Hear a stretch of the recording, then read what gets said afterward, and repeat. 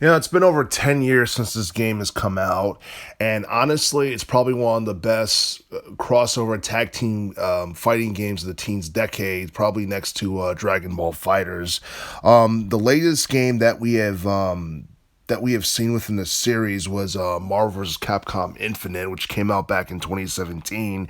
And even though that game was a commercial success, a lot of people would go on record and say that Marvel vs. Capcom 3 Fated 2 Worlds was a better game in general, mainly because of how it looked, its fast paced gameplay, the.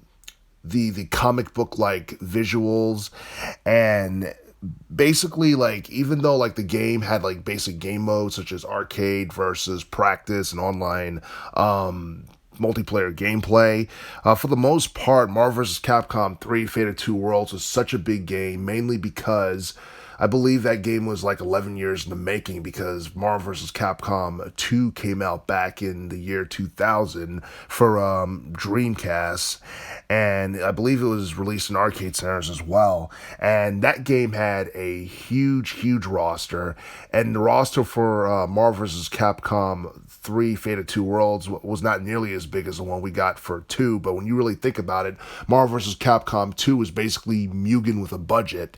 And I think Marvel vs. Capcom 3 is a game that definitely still holds up 10 years later. And I believe that a lot of people would probably grab that game before they would grab Marvel vs. Capcom Infinite, because even though Infinite was a pretty solid fighting game, the game didn't sell as much as Capcom had hoped, probably because it fell below a lot of people's expectations. They also removed the 3-on-3 gameplay, and they went to just basic tag team gameplay with 2-on-2 gameplay. And I guess the roster was underwhelming. And don't get me wrong, there were some cool characters, but some of the X-Men characters were no longer there.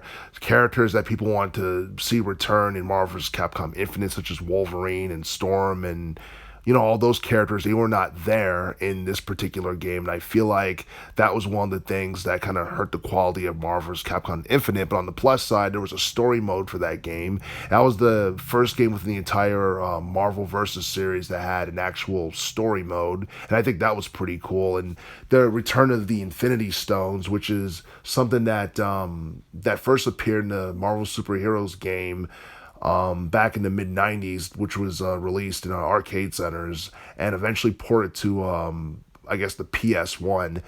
That is something that was pretty cool. And a lot of people are wondering whether or not Capcom still plans on making a sequel for Marvel vs. Capcom Infinite. As of right now, it doesn't seem like it's going to happen anytime soon, or it'll be a very long time before it ever happens. But the fact that Marvel vs. Capcom Infinite reached over a million in sales, at least a million in sales, shows you that there's still interest in the series. But I still think it's a very long time before we'll get another Marvel vs.